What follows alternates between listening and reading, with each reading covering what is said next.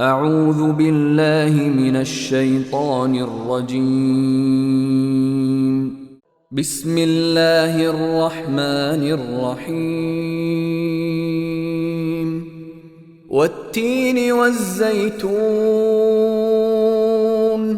وطور سينين وهذا البلد الأمين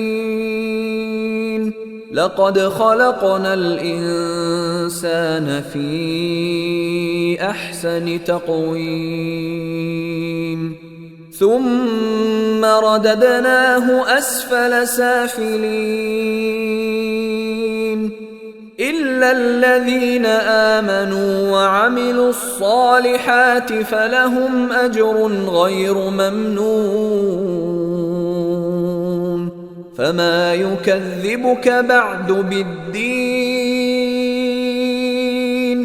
أليس الله بأحكم الحاكمين